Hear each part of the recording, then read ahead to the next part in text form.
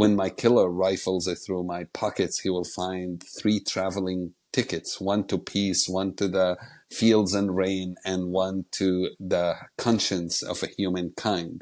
And I beg you, my killer, do not waste these things. Do not ignore these tickets. Please, I beg you, my killer, take these tickets and travel.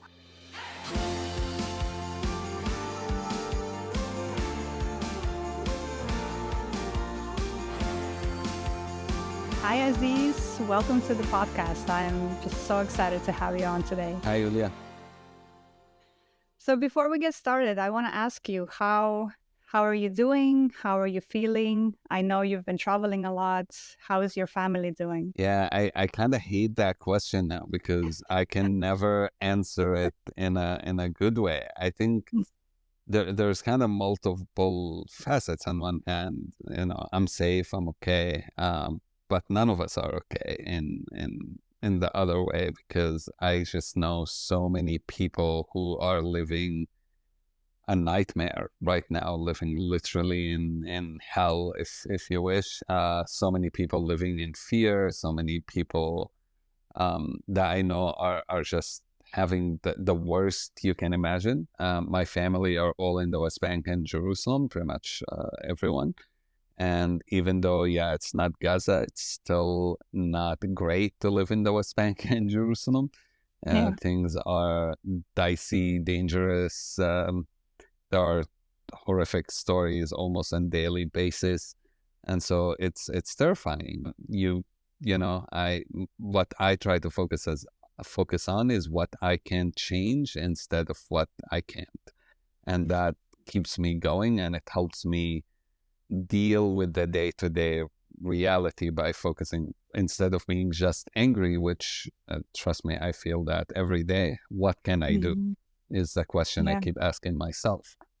I think a lot of people like me, for example, who are a one step removed. Like, I don't have family in the West Bank, but I have a lot of friends in the Palestinian community, right? People like you who tell me it's been so hard to match those two realities of our day-to-day life here in the States, let's say, right? We have to wake up and go to work and do whatever we need to do, and hold all of that also in our hearts. And it's just been so challenging to do that since the fall of last year. And I cannot even imagine how you're managing to do that.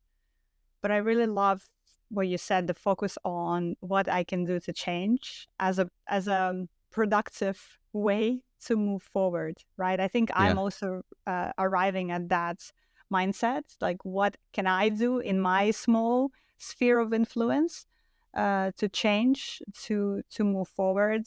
I remember, and this is not Israel and Palestine, but this is where I really got this idea so clear to me. I was working in Syria and just gotten into Syria, and a colleague of mine who's Syrian, her name is Nusha, she was with me, and we were meeting all these children who are not going to school. And they're not going to school because the whole country was destroyed. And I never felt so much despair, because I'm usually focused on, oh, let's try to do this, let's try to do that. And I met thousands of kids in one day that are not going to school. And I'm talking to these children, I'm feeling so much despair. And I look at Nusha and I'm like, there's nothing we can do. And she's like, no, you're wrong. There is something we can do. And she's like, I'm focusing at the 5 million kids who are displaced. And she's like, instead, you should focus on the 20 kids you and I can help. And so she came up with this idea that we come back and do an educational workshop for these kids. And so we did. 3-4 months later, come back, invited tons of our friends. We ended up being 9 people. And we ended up having 450 kids sign up, which was a nightmare to work with 450 kids, but also such a fulfilling thing. And realizing, yes, there were 5 million kids I couldn't help, but there were 450 kids I could help. And it's hard, because it's admitting I can't change always the macro. I can go to the EU, which I did, and I can go to the White House, and I can argue, and I can help get people to care.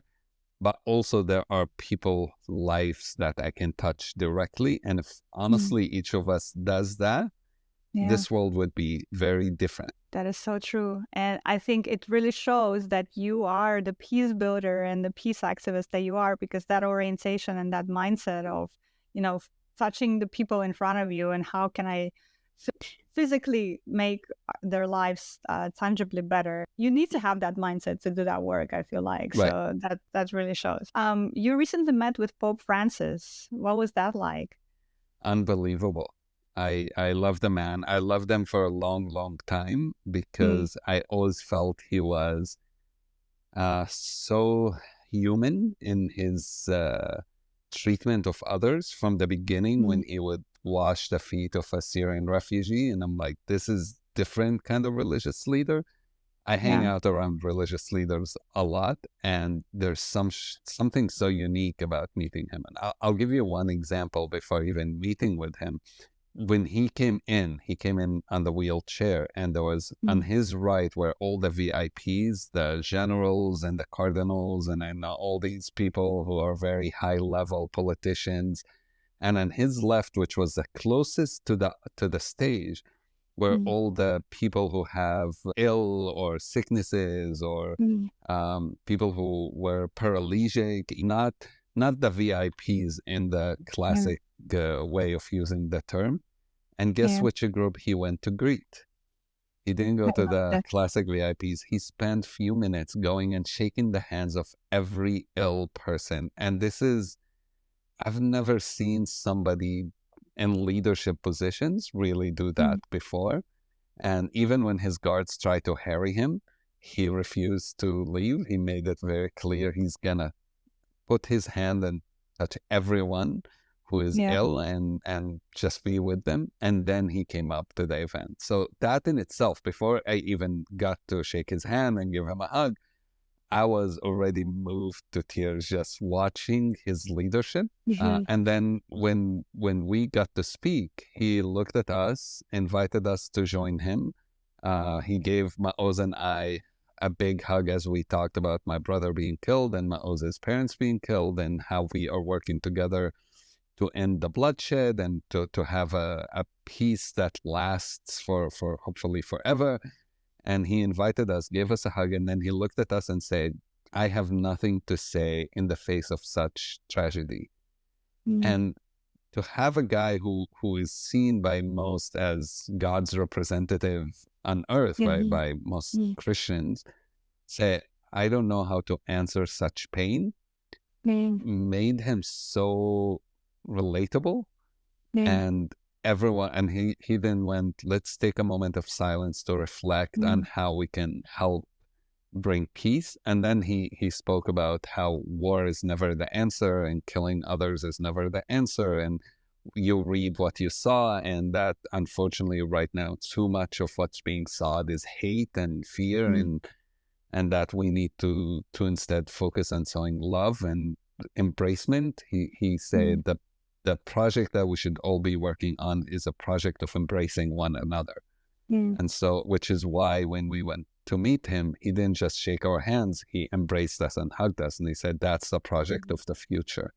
So it was a moment I'll never forget. That is so beautiful. And what humility, right? Like you said, what humility he showed, that he wasn't able to, he didn't have anything, any words or anything to say in the face of such pain. That's really beautiful. Yeah, and he allowed himself to be used by us in some ways, because our story ended up everywhere in the world because of it. We asked him to represent us at the G7 meeting. We tried to get invited there, but unlike Pope Francis, actual politicians don't want to meet us. And so when he went there, he literally represented our voices. And we know he did because one of the changes in the statements that came out of the G7 meeting was recognizing the importance of the work of peacemakers. And that had never been written in any statements by these leaders. And I know without Pope Francis' support and him being the first to sign that he is signed on an actual paper, say that this is what I support and this what needs to happen, it wouldn't happen. And so knowing that the Pope is our ambassador feels pretty good. Related to that, actually, I wanted to ask you, as you were talking about meeting world leaders, meeting religious leaders, how do you stay? I guess it comes back to that where we started with focusing on the 20 people in front of you that you can impact. When I look at all these politicians who are so hypocritical, who are saying so many things and then, not doing anything, or saying so many hateful things on the other hand, and just it just makes me so disengaged, to be honest, from the whole Yeah. political sphere of it. Yeah.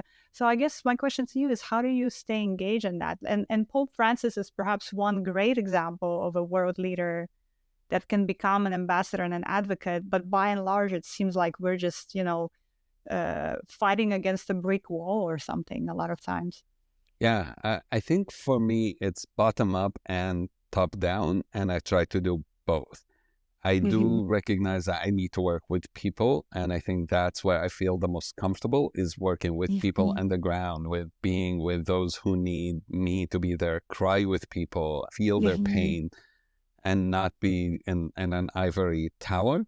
But in the same time, I also understand that those in the top, the leadership in the world, a few countries specifically, have so much influence, and I can't Hmm. ignore them, even if I'm angry sometimes at the Yeah. decisions, at hypocrisy, like you mentioned. You can't ignore that they exist and they're part of this world. And if I have any ability to influence world leaders, I want to be there to influence it. Um, at least try to influence it, even if I can't. But you have to do Yeah. both. I think one mistake some peacemakers do is you pick one lane and you stay in that lane. And you say, I'm a bottom up person. It's all about the people and only the people. That's Hmm. great, but you can't ignore politics. And then you have another group who are all about politicians, and they lose touch and they lose being grounded and understand that Hmm. we're not up there representing whatever lofty idea, that we are there for our peoples, for the Hmm. average person who is hurting and suffering and so on. So Yeah. that's what I try to keep myself kind of going between this and that. Yeah, that is so beautiful. That's a really beautiful concept. Well, we spoke a little. You mentioned Maoz Inon and your work together, and you mentioned your brother. So let's give a little bit of context to this latest efforts that you and Maoz Inon are embarking on together. So Maoz Inon is an Israeli who lost his parents in the October 7 Hamas attack. And I believe you reached out to him, or he reached out to you, or somehow you don't even know each other that long. Right. You've just connected recently, and you've joined forces in an effort to create a vision for what comes after. You're right. Maoz Inon parents were killed on October 7th. I met him once or maybe twice before. A friend, a colleague actually told me, oh, you met Maoz when you were with me a few years back. His parents Hmm. were killed. So I sent him my condolences and I told him that I'm with him and I understand his pain. And he responded, which honestly, I wasn't sure. I thought he might yell at me for it. I didn't know what he will do responding to a Palestinian the next day. I sent him a message the next day after his parents were killed. And he responded. And a week or two later, we were already having Zoom calls and talking to each other. And a month later, we're doing stuff together, and we've become we in touch every week. We're doing so much things together. If you followed, yesterday, July 1st was a big event in peace movement in Israel. He Yeah. was one of the main people working on it, and I got to help and work with him on it. I think what unified us in some ways is our pain. My brother Mm. was killed when I was 10 years old. He was taken to Israeli prison, beaten up, which caused internal injuries. And by the time he was released from prison, he was on the deathbed, basically, and died soon after. So I understand exactly. I think Maoz and I have similar pain, different circumstances, but similar pain. And when somebody you love is killed, Yeah. it's very hard. And for me, I was 10 years old, so I felt I had no choice. I felt the only choice is revenge. And for 8 years, that was the only thing I honestly cared about, is revenge. And it was only after quite a while that I understood that every time I went for revenge and I felt that revenge is the only path and hate is the only path, I was being Mm, a slave to the soldier who killed my brother, and mm, that he took away my right to make a choice. And that mm, he not only killed my brother, he's now ruining my life forever. And deciding that I'm not following that path was redeeming. You don't own me. Those Israeli mm. soldiers who killed my brother do not own me and do not make a decision for me. And I'll make my own decision regardless of what they did. And Mm. that's put me on this path. Maoz was much quicker than me. It took him only a few days to come to that conclusion. And so we decided to start this journey together. Not only the two of us, it's important to say. Maoz's brother, I just spent this morning talking to Magen, Maoz's brother, and who is totally on board as well. Last week, I spent with Jonathan, whose mother, Vivian Silver, was a friend of mine who was killed also on October 7th. We have people like Hamza Awaude, who's an amazing Palestinian peacemaker.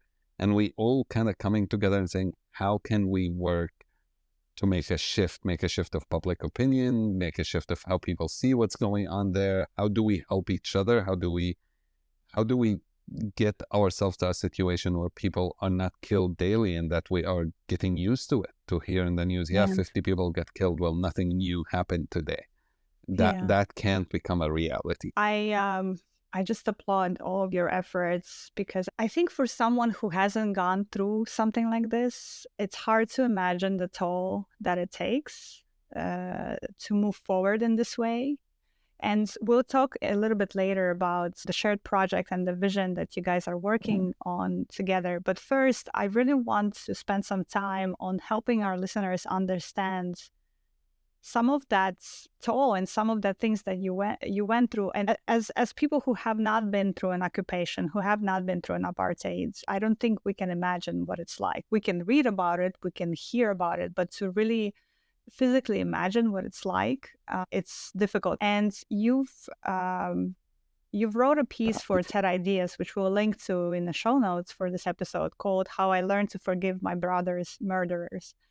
And in that piece, you describe in detail what was it like growing up in the West Bank and in the East Jerusalem and trying to escape the checkpoints and being treated as a subhuman. You say in the piece that every day was a fight. And even something as simple that a lot of us take for granted as going to school was difficult for you. I think that's part of why outside of the region, it's been so hard for people to understand because they just cannot imagine. We live a very safe life here in the States, Mm-hmm. relatively, compared to, the occupation. So like even imagining that is so difficult, I think. You're right. I mean, the trauma you grow up with, and in some ways, it's what terrifies me about what's going on in Gaza. I think of every child there, and I remember my childhood. I remember what it does to you. And it's something, this kind of trauma doesn't go away the moment the Yeah. gunshot sounds is gone and Yeah. the sound of the planes is gone. It stays with you forever. And it it's something that could ruin your life beyond just even the losses you have, and you lose family Mm-hmm. members and so on. But those elements don't leave you. Like I remember going home and telling my mom I'm quitting school multiple times.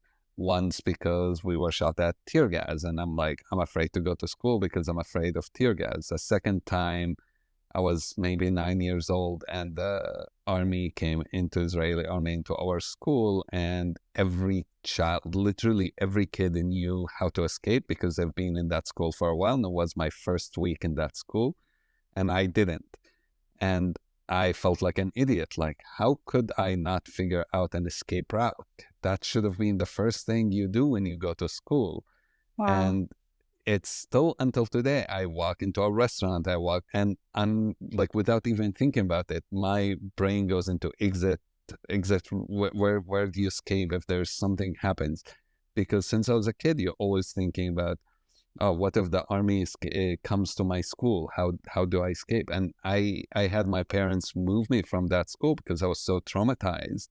Mm-hmm. I wouldn't go to that school again. I was so afraid to go there, and they had to move me to a different school a few days later. Those daily things do stay with you and do Mm-hmm. traumatize you, and it is very hard to get back, I guess, to normal life. But I want to say probably because I've gone through so many of those kind of examples and this kind of trauma, I'm able to talk about peace work a bit differently, and I'm able hopefully to relate to more Palestinians and say, I understand the trauma, I understand the pain, I can think of every kid in Gaza now, and I understand what they're going through. I also know why we need to move forward for something better than this, because this cycle is destructive for a very long time. And I don't want more children to go through what I went through.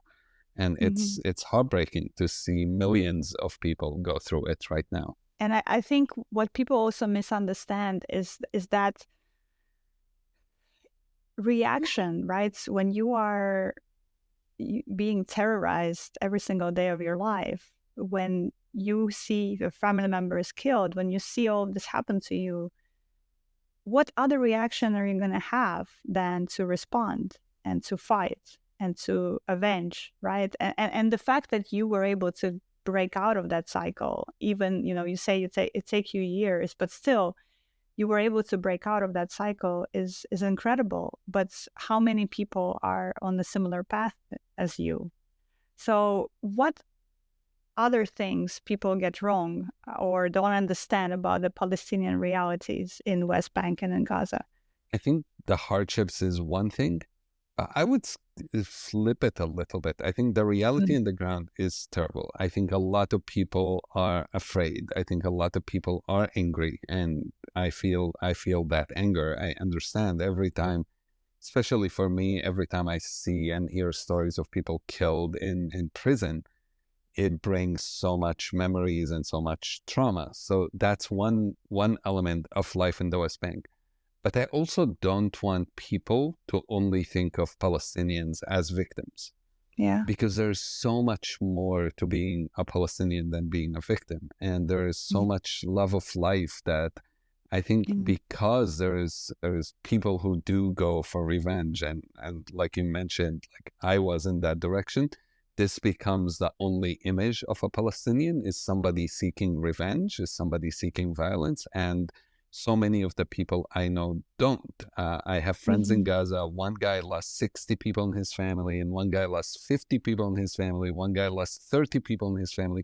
These people I know pretty well, and none of them is seeking revenge. These are all peace activists. These are all people who are hardcore pro-peace.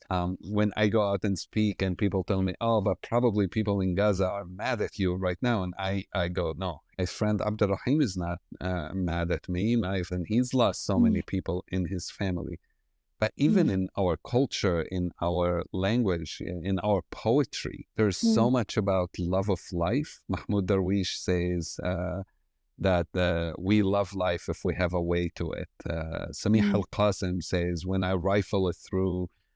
my killer rifles it through my pockets, he will find 3 traveling tickets, one to peace, one to the fields and rain, and one to the conscience of a humankind. And I beg you, Wow. my killer, do not waste these things. Do not ignore these tickets. Please, I beg you, my killer, take these tickets and travel. And Wow. I love that element of our culture that is often not explored and not talked about. And this idea that, well, Palestinian culture is all about a culture of death and suicide bombing and wanting to die and wanting revenge. And yes, some of that does exist in this reality, but there's so much more, and so much more than the victim image that we have of people who are human.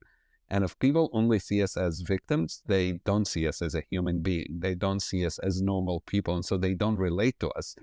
I don't Mm. want the only image people have of a Palestinian is a dead child who's being killed in a bombing. That's unfortunately one of the images, but there's also the living child that people need to see, the kid who wants to go to school, the kid who wants to excel, the kid who wants to be a doctor and a lawyer, traveler and an author and all of that. We have so many of those.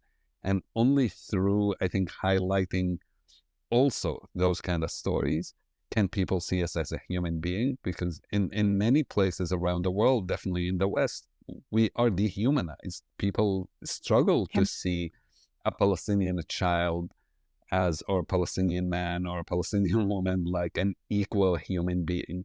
And I hope they can, if they realize that there is so much to who we are than just being a victim. That is so powerful, Aziz. That is so powerful. And when you were saying that poem by author Samih al-Qasim.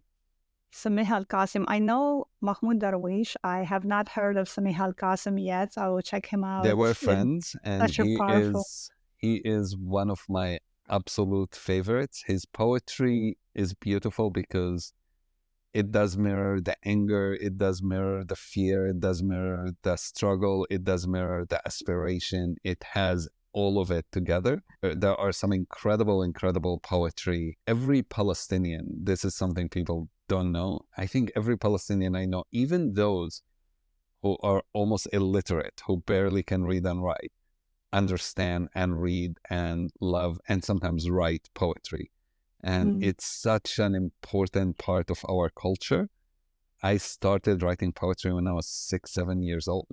It was terrible poetry, but I was writing poetry. Everyone around me I knew have at least tried to write poetry. Our radio shows in Palestine has these segments where you call and read your poems on the radio. And they let you, even when you're like 12. I used to call when I was 12, 13 years old and reading my poetry, which now I'm so... like, I can't believe I did it, because I read those poems and I'm like, this was terrible. I can't believe they let me read it on radio. But it's a beautiful part of our culture. I heard somewhere once that poetry gives you ways to access imagination in a way that regular writing doesn't.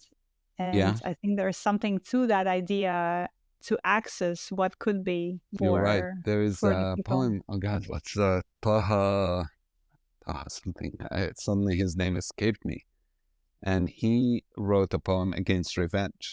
And it's a poem I struggled with. I've read it and I struggled with for a while. And he goes on and on about, if I meet the person who killed my father, what would I do? And he says, in the beginning, I'm going to ask him to a duel. And if I kill him, then I took my revenge. And if he kills me, then I rest and I don't have to worry about this. But then he continues and he goes, but if I found out that he has parents that will worry about him, and he has a father that every time he's late, even by quarter of an hour, he'll put his hand on his chest and he'll be like terrified, then I wouldn't kill him. And then what if I find out that he has a wife or kids? And what if he has friends who care about him? What if he had... And he goes on and on, where at the end, he's like, and then what to find out if he has no one? He has no one who cares about him. He's like, I still wouldn't kill him.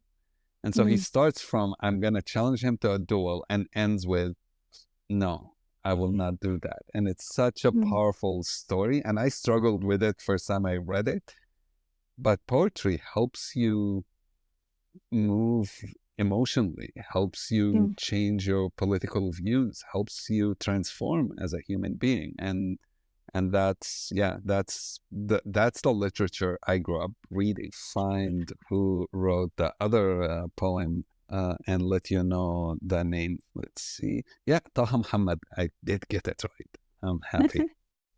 Taha Muhammad Ali. Yeah, Taha Muhammad Ali. He's an incredible poet from Nazareth region. He was really, really good too. So I got you 3 poets you can read, and amazing. Hopefully you'll like them as much as I do. Thank you, Aziz. So you mentioned something about how it's so important to see Palestinians as people, which it's just even crazy that we have to say that out loud. See them as humans, just like everyone else.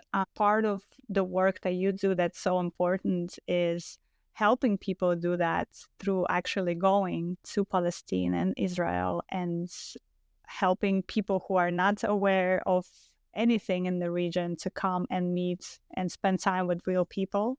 The first time that you and I met, which was in Egypt some time ago, I think that really resonated with me, because that's what I've always believed in as well. And one of the reasons why I do trips to Jordan, to also help people understand the region a little bit better, because it's so easy to dehumanize someone that you see through a screen or you read about in the headlines. It's much harder to do that with someone who you just shared some tea and some bread with. It's almost impossible to dehumanize somebody who's sitting right next to you. Let's talk a little bit about your work with Mejdi Tours and what you guys are doing there, because I think it's quite innovative, even in the tourism space, to do the dual narratives approach that you guys are doing with Mejdi. Yeah, and it's important to say, it's not in Israel and Palestine alone. It's multiple countries that we've been able to do that. And the concept is having two tour guides from different backgrounds co-lead a trip. In some countries, you cannot have two tour guides, so you might have only one, but it's bringing voices that are not the mainstream voices. We look at stories that are unheard, narratives that often are ignored. And those narratives not always even political. Sometimes it might be women voices. Sometimes it might be entrepreneurs. Sometimes it might be just educational. Sometimes it's indigenous communities that often you can go to a country and not know those things. There's a thing in the tourism industry that really bothered me from the beginning, where I feel you go on a tour, you have a tour guide, and the tour guide will tell you this narrative and everything is perfect. And if we honest, no country is perfect. No country is homogenous. No country has a single story. And yet when we on a tour, we buy this idea, and we also take one person opinion, that one tour guide, as the authority in that country. And yet we would never accept that in our own home, our own city, forget our own country. One person cannot tell you a story of the village you live in because we'll have some disagreement.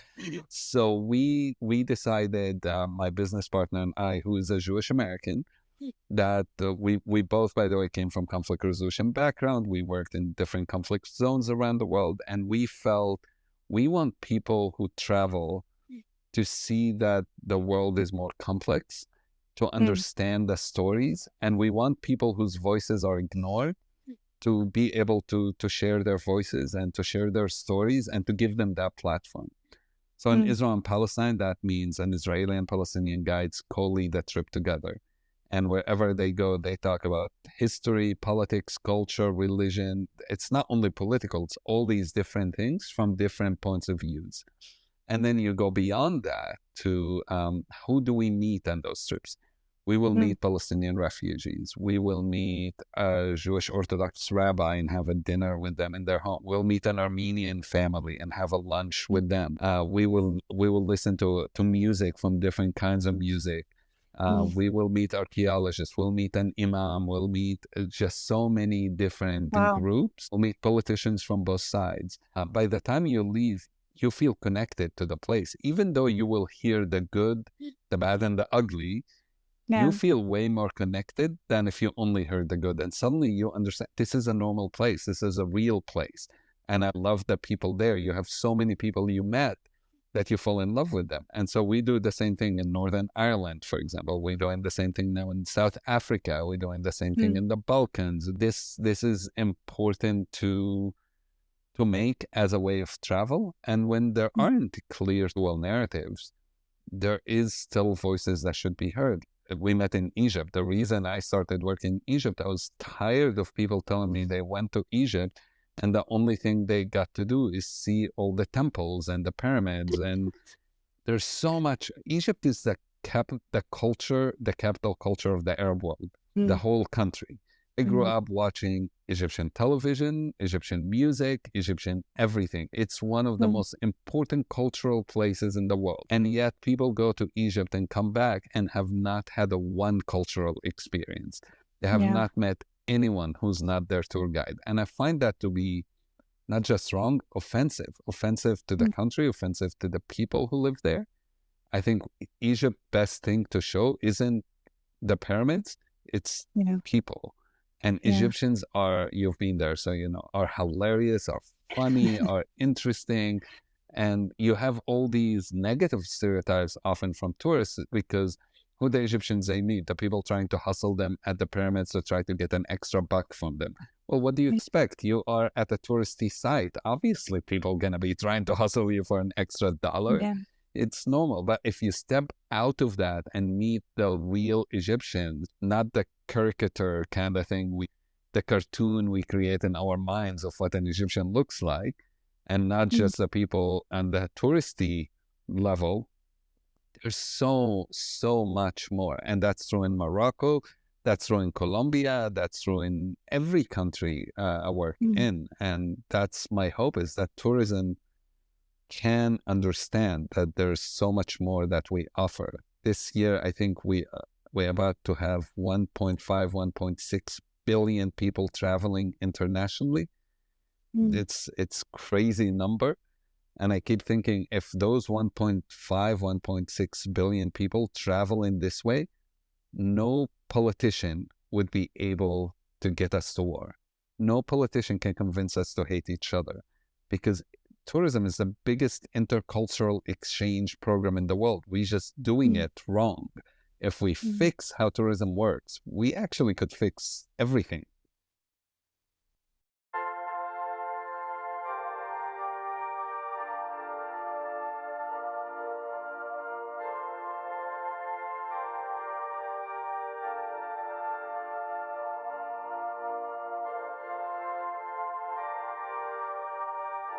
More with you, and it's frustrated sometimes because exactly what you said, like tourism and travel has so much potential. That's the reason I went into this industry, because I saw that potential and how powerful it is to sit down with somebody and to meet somebody on a human level. But then you look at it as a business or as a huge global industry that it is, and in practice, it's not working out like that most of the time, right? I Sure, agree. there are people like you and I who are doing something different. And even on the media side of the travel industry, there is now more awareness and more push for these more real experiences. But by and large, the majority of those 1.5 billion people are still going to do it the way they used to do it. So it's very frustrating. But there's so many different ways to also keep working on this front. And I love what you said in a book that you wrote in 2020 called Crossing Boundaries: A Traveler's Guide to World Peace. And in this book, you say, when we visit a new place, we should look into what the local community wants us to learn about their neighborhoods, lives, and traditions. Residents in the Brazilian favelas do not want us to learn only about their suffering. They also want their stories of struggle and innovation to be heard. When we actually listen to the people, that's when we begin to see them as human beings and break the stereotypes that simplify their complex lives into a caricature of poverty. And I don't have a question here, but I just want to applaud you for saying that, because that just really comes to the core of what I believe as well. And I think what we've been discussing here today, that this is the power of travel to dissipate all these caricatures and see each other as humans. Thank you. Thank you. I loved visiting the favela. I refused to visit the favela the first few times I went to Brazil, because I know that most of these tours uses the people there as subjects you photograph, and it makes poverty into something you tour and for your own pleasure in some ways. Consumption. Yeah, for your own consumption. It's like, oh, look at how they live versus how I live. Look. And look at the beautiful photo of them that I took now, and I can put in all these awards and put in all these. And you don't even magazines. get off the bus. You don't meet any locals. And if you do, it's exactly the stereotypical person that the tourism industry creates sometimes for you.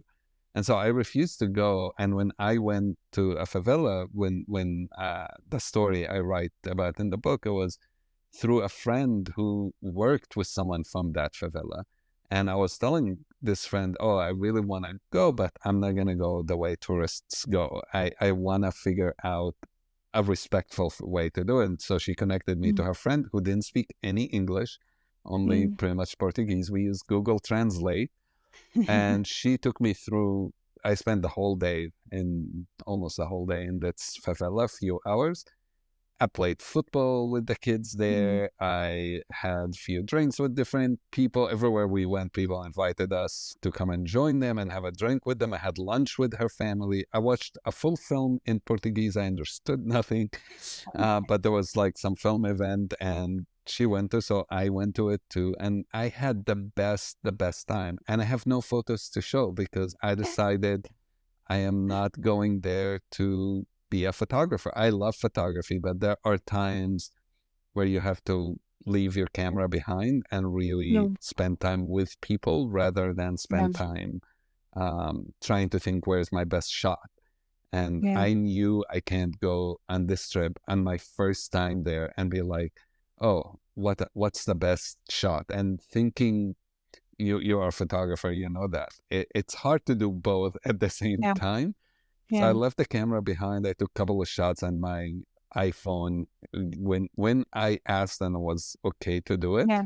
And just mainly me and her family. Just so I remember our gathering, but it was incredible. I love that story. And what you're saying about photography and people, and that's resonating with me so much. And we could dedicate a whole conversation to that, because what I think about often is, when you comment to communities and you photograph and, you're doing a story, what I try to do is make sure they're aware what's happening there, make sure they want to be photographed, make sure they're part of the story, and make sure they're being represented the way they want to be represented. I see so much how often it's just done in such a wrong way in this industry that, yeah, it's a whole subject.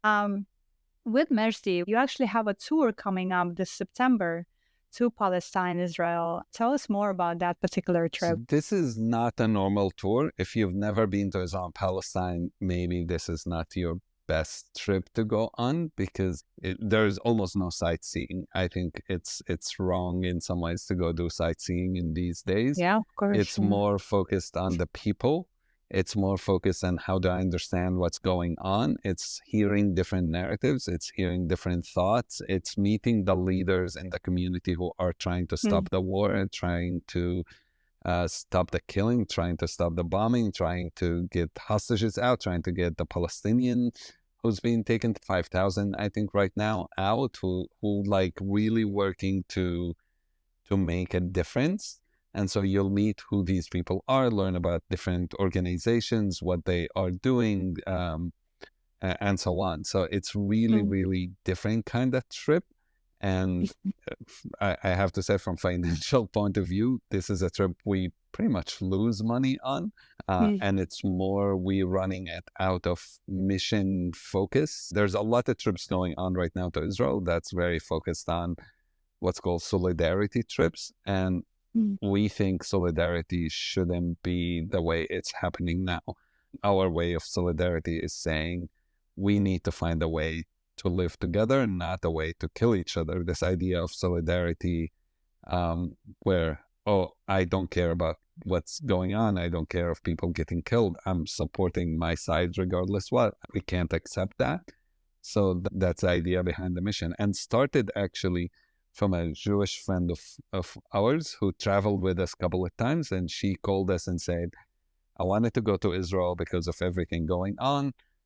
But I looked at all these trips going there and I thought, none of these trips represent what I believe in. And I thought, who would create a trip that would represent me, would show mm, me really truth, will not hide anything from me. mm, And so she called us and said, would you plan a trip? And so we did plan a trip and opened it up. And I took the first one myself a few months ago. And it was amazing. And just to be honest, we had people hardcore pro-Israel. We had people hardcore pro-Palestine on the trip.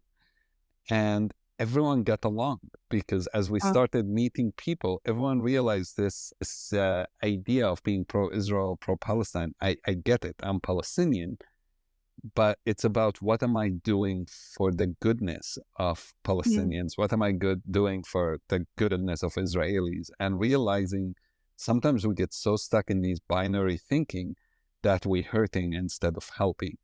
And the people in the trip, I can't even remember one argument between the people uh, on the trip, like even despite the different political views that everyone came with. Wow. It's hard to imagine that something like that can even be a reality, because also here in the States, people are so entrenched. And I've actually lost friends and acquaintances when I started speaking out on social media for Palestine and for sharing the history of apartheid. A lot of people wrote me a lot of angry messages, people who I knew in person, not just random people on social media, but, people that I had relationships with. So to imagine that, you can collect people like that in a capsule, let's say, of a shared space together, and there won't be even one argument or one conflict there. It's it's pretty why? powerful. I think when we share certain things on social media, I do, you do, people assume motives, and we don't really understand where someone's coming from. And I've fallen for it. I've also lost some friends who I thought have gone to the deep end of like kill them all kind of mentality.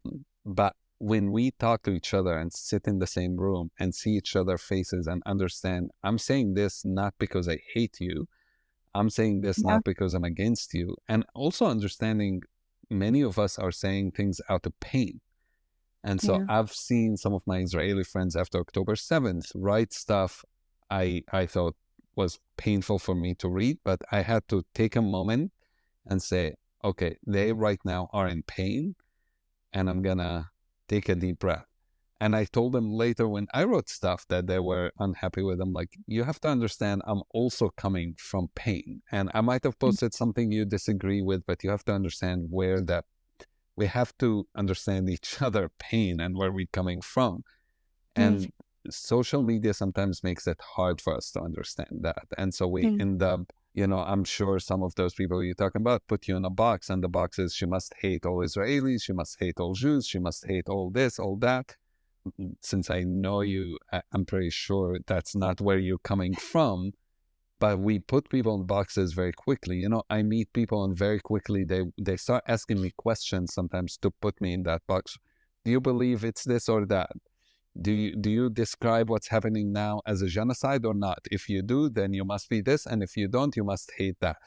And I sometimes started to find that not comfortable answering those questions, not because I don't want to say what I believe or what I think, but because I know they want to hear the answers, so they decide if they want to listen to me or not. And if I don't fit exactly into the box they create for me, then they will not listen to whatever I have to say. And I don't want people to judge me before they hear what I have to say. And that's where social media is making people comfortable, sometimes saying, oh, if you posted something I dislike, I'll never have to listen to anything you say because you must hate everything else I believe in. I really love how you talk about how people put us in boxes on social media, and there is so little context and so little time to even understand where the other person is coming from. And what I'm kind of grappling with, to be honest, is this juxtaposition pro-Israeli, pro-Palestinian. I feel like it also in some way equates the two sides as if they're equal. And also that's the framing that when you talk about the conflict or the war, I feel like it equalizes them. And I think it's just so important to continue reminding people that it's not equal at all. And so I guess, how do we do that, right? Pro-Palestinian, pro-Israeli, those labels, I feel like they're equating these two sides. We cannot say, well, my pain is bigger than your pain. But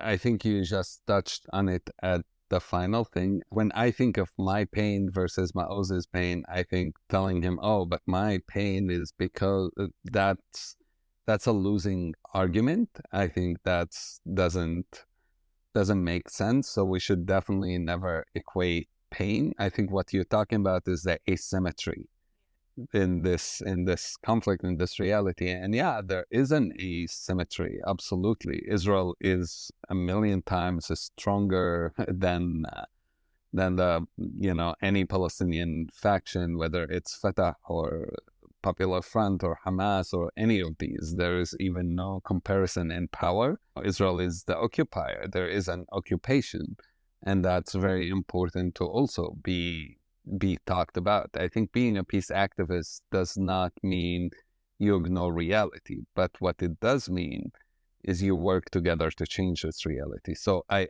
often like to say, I don't see also Israelis as Israel. I don't see Jews as Israel. I think that's a really important part. And I stopped dividing people into Israelis versus Palestinians, pro-Israel versus pro-Palestine. Those labels weaken us, not strengthen us. Instead, I divide people as those who fight together for justice, for equality, for dignity, for peace, for security, and those who don't yet. And what the difference in that element is, when I look at somebody like Maoz Inon, I don't look at him as an Israeli. I look at him as my partner. And that because both me and him agree on the same principles, same values. You know, we both agree that neither of us is more important than the other. My life is not less or more valuable than his life. My family's life is not less or more valuable than his life. We are equal. And I could see that sometimes in very even simple things. When Maoz and I started working together, we were doing a talk together, and he came to me and said, you know, I'm going to talk about my parents and how they were killed. You're going to talk about your brother and how he was killed. Let's think, what language do we want to use? Do we want to use murder? Do we want to use killed? Do we want to use I lost my brother and I lost my parents? And I found that the essence of real understanding how language is so powerful, and also understanding that, you know, we need that equality in our language as peacemakers, so we can recognize the inequality in the streets, the inequality that happens around us. And if we cannot in the peace movement do that, then we can't expect those outside to do it. But the second aspect is, I don't expect everyone I talk to have those values. I don't go to people and say, if you don't agree with my values, I will not talk to you. I see my mission is engaging with those who don't agree, those are not there yet, and try to show them that there is a better alternative. Because to me, that's the only way, is we need to change how people has been put in a place where it's us versus them. And if we don't win, they kill us and they all hate us and they all want to murder us. I think one of the biggest success of the right-wing government in Israel was the complete segregation of Palestinians from Israelis, where everyone now thinks the other wants to kill them, and so radicalizes everyone. If I think you want to kill me, it radicalizes me. And so it's no wonder you will see younger people. This is true both in Israel and in Palestine. Younger people are much more radical than older people.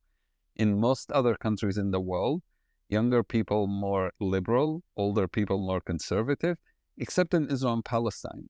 It's the older people are actually much more rational, much more, okay, how can we make it work out? And the younger people more radical, because they had zero exposure. They bought into this reality, into this paradigm that if they get anything, then we're gonna all die. We must have total victory, as Netanyahu now says. We must win completely. Or even as Sinwar says, this whole idea like, oh, we are winning. Winning what? Like, with all that destruction, and that mindset is so problematic. So yeah, that's how I see it. You want to be pro-Israel, fine. You want to be pro-Palestine, fine. But understand, this is about saving people's lives. That should be number one thing in our minds. This is about justice. This is about bringing an equality. There's a hadith from Islam that I'm a big fan of. This is a saying of the Prophet, and the story goes that he was talking to his companions and he said, help your brother to victory, whether he's right or wrong. And everyone went, but this doesn't make sense. We understand help your brother to victory when he is right. How do we help him to victory when he is wrong? And he said, by stopping him from oppressing others. And that's, to me, you can be pro-Israel and still stand against the occupation. You can be hardcore pro-Israel and be against what's happening in Gaza. In some ways, that's what it should be. You can be pro-Palestine and say, I don't want any innocent people being killed, as Hamas did on October 7th to my friends' families, is wrong. You are still pro-Palestine by saying that. And it's not equating. You are absolutely right. I don't like the comparisons, and I don't like equations at all. I think because of what you mentioned earlier, you can't equate pain, but it's very, very important that we recognize what those terminologies do and how we're using them. Question. In its current state, because you said something like a pro-Israeli person can still support the end of occupation, and I don't know as much at all as you do about the current reality on the ground in Israel and the mindset of the people. But from what I understand, pro-Israeli means that the only way for us to survive is the system that continues, which is the apartheid system, the occupation system. Because of what you said also, how the far-right government, how it's drilled that down into people, that is the only way for our survival. I think to many people, you're right. To many people, being pro-Israel is being pro this government, is being pro-Bibi Netanyahu, it's being pro-Smotrich, it's being pro-occupation, it's being pro-war, it's being pro all of those things. And to many people also, I meet people who think being pro-Palestine is being pro-Hamas, which I think both of these are wrong. I think if you really, that's my argument, if you want to claim to be pro-Israel, then you should be against occupation.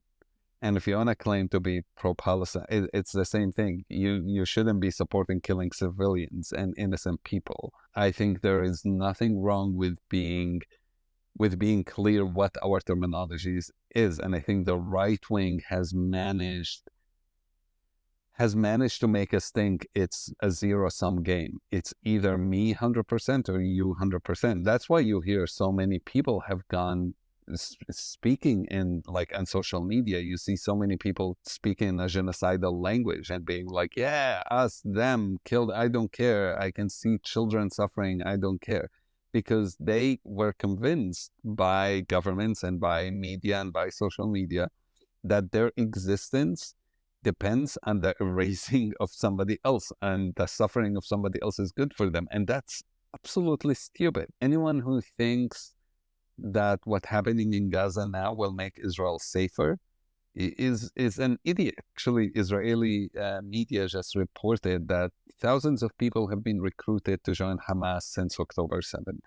And they didn't because, they're in love with Hamas. They did because they are angry. They saw family members being killed. They saw their homes being demolished. So it's not helping Israel. So you can't be pro-Israel in reality and say, I'm for Israel's security, and be supporting this, because in reality, it's not bringing security to Israel.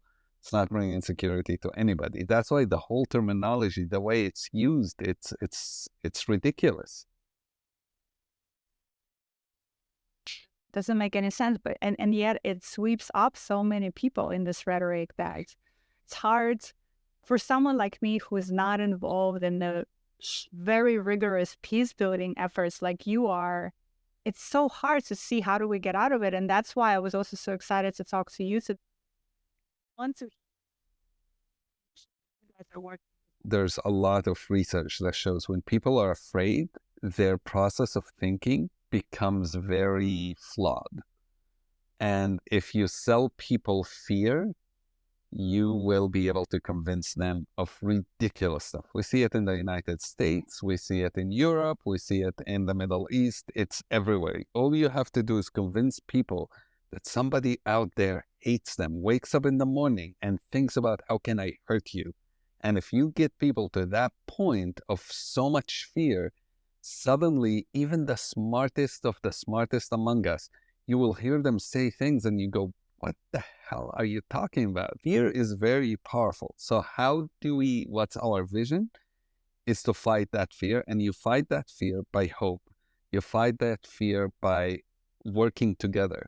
When I talk to Palestinians, they'll be like, I don't know what you're talking about. I'm not sure. But when I bring somebody like Maoz and have him talk to them, and they hear him and he says, listen, my parents were killed by Palestinians, by Hamas, but I don't want revenge. Not only that, I cry with you for every Palestinian who is killed in Gaza. I don't want this to happen. I am afraid to where this is leading. I'm standing with you. That takes away part of that fear. They're like, wait, I thought we should be enemies. And when I go and speak to Israelis who think every Palestinian is a Hamas member who dreams day and night of going and killing Israelis, and I said, look, my brother was killed by Israeli soldiers. He was tortured.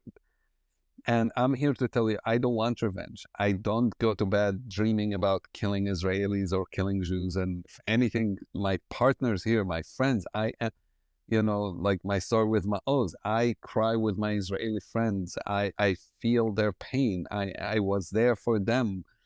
That's what demolishes that government view that says either or. And that's, in my opinion, our existence, even existence without doing anything together, is the biggest threat to extremism. The biggest threat to those who believe the language of bombs is the only language that should be heard. Our existence show an alternative. And what they want is to tell everyone that there is no alternative. So what we do, we keep working together, fighting together, showing up together to surprise reality until it changes. That is so beautiful. Thank you, Aziz. Thank you. But practically speaking, that future, I think it was Maoz who said, our story, like the gap between your story and his story right now is so big, and that gap merges in the future. Practically speaking, what does that mean? Are you guys working toward ending occupation and everyone in that land is equal? I think when he talks, he also is not talking necessarily about me and him, because I think the gap between us is barely existing. We see things quite similarly. I think what he's talking is, as Palestinians and Israelis, the gap between us today is the largest it has ever been, but it doesn't mean it doesn't meet in the future. And it meets in the future. Honestly, both of us are not necessarily hardcore into any solution. Utopia speaking, one-state solution, everyone's in equal, that would be great. I have a hard time seeing that happening right away, because there's just so much pain and hate and anger. That will be difficult. There is a two-state solution, which also is problematic right now because of the growth of settlements and because just reality on the ground makes, how do you divide this land? But more than that, you have a lot of Jews who look at the whole land and say, all of our holy sites are in the West Bank. And then you have a lot of Palestinians who look at the whole land and say, the biggest cities in Palestine were not in the West Bank pre-1948. They were on the shores in Yafa and Haifa and Akka and Tabariya, and these places were so important. So how do you solve those two? My favorite solution, which is not right now taken by many politicians, is a mix of the one state and two state. There's an organization that's developing the idea behind it. It's called Land for All. And Land for All is basically has two states, but fluid borders where Jews can live in the West Bank, Israeli citizens, but Palestinian residents, and Palestinians can go and live in Haifa and Yafa and these places, be Palestinian citizens, but Israeli residents. And I love this idea because it took what's needed from both solutions. And maybe 50 years later, you end up with the United States of Palestine and Israel, or of the Middle East, or whatever we can create. But in this point, that would be my ideal situation. With that being said, if politicians tomorrow say we can make a two-state solution happen or a one-state solution happen, I really don't care. I would fully support it, because as long as whatever solution we have, it brings equality, brings justice, brings dignity, that there's no superiority of anybody, supremacy of anybody, I'm happy with it. I'll live with any solution, because to me, the value of the sanctity of life is the most important. Vision that I think not enough gets talked about. And that's why the work that you and Maoz and so many others, like you said, are doing, right? It's not just the two of you, it's really important to keep sharing that work and keep spreading this message, because I think also a lot of people around the world are looking for that, right? They're so drenched in the pain and in the suffering that we need somebody to bear that vision that we can always strive for. How can people engage with you and your work? What's the best way for them to There's many, many ways, and we're developing more ways as we speaking, because we want people not to only be spectators, but to be part of this, regardless of where you are. You actually, Yulia, doing already the most important of all that work, which is amplifying our voices. You mentioned earlier, not enough is being talked about this. Well, not enough is being talked about it because we are not talking. The people listening to us now are not talking about it enough. And that's what we're hoping to change. We need everyone to amplify our voices. Look, we talked earlier about meeting the Pope. That happened through somebody who met with us and ended up having an opportunity to be in a committee and something and put our names, and somehow it got to the Vatican, and they went, okay, let's invite them. Everyone has an ability to make our voices louder. That means you have to share it with your friends, share it with your community, share it with whoever you know, people who you think are influencers, people you think have power. We need everyone to share that message. That's, I think, number one. Number two, you can go to iinteract.org. It's the organization supporting us through this work, and we are putting together ways you can support us. And also, if people want to volunteer, we have ideas of how you can volunteer with us. We building that together and asking people what's your talent, what do you do, what's your strength? Because if you're good at podcast, that's what we want to use you for. That's where we need your help. If you're good at organizing events, then we can talk about how do we organize events. So we want people to help us with their strength is, and so on, so on. So iinteract.org is where people can go. That's the beginning. Our hope is people become our partners and not just spectators. People come and help us, join us, be part of this. so much that message? And it brings me back to, I guess, where we started, which is, it's overwhelming to think about the millions and millions of people who are affected and who need help. It's more actionable to think about, well, the 20 people that I can touch right now, or the 20 people I can help. I think people get really paralyzed by what can I do, really, Yeah. huge, painful thing. What can I do? But I think you just gave us a really simple thing that you can go on that website, you can check it out and see with your strengths and your skills, you can do something that can touch somebody, that can keep growing this. I remember hearing Jean-Paul Ledrak. Jean-Paul Ledrak is one of the fathers of the conflict resolution field in academia. And he was asked when he was working in one of those countries that were intractable conflict and was not getting solved, and it's depressing and all of that. And he was told, how do you continue working in a place like this? Like, what do you do when it looks like there's no solution, nothing is happening, nothing is working? And he said, I tell a story. And to me, even when you feel there's nothing you can do, sharing our stories is making a difference. Stories travel, and we've shared many stories today, you and I, Yulia, and I think people who listen to this, you can share some of those stories. Take those stories. When people ask you about Israel and Palestine and what do you think, don't go very quickly into, here's what I think right and wrong. Tell a story. People don't connect with ideological positions. Right or wrong, it doesn't matter. People connect with a story, a human story. And so when I talk about Palestine, I tell stories of Palestinians instead of being like, well, what you need to know about us, we are this and this, and here's what's right, and here's what's wrong, and here's the history. You can do some of that, fine. But a story is what really moves people. And so my story, Maoz's story, other stories we share today, those are the things I hope people can share. And that's something all of us can do. And you can do it every day, not once, not twice. You can do it every day. And there are, like we said, many other stories that are similar to ours. Please share those stories. Beautiful. You leave me really inspired. Thank you.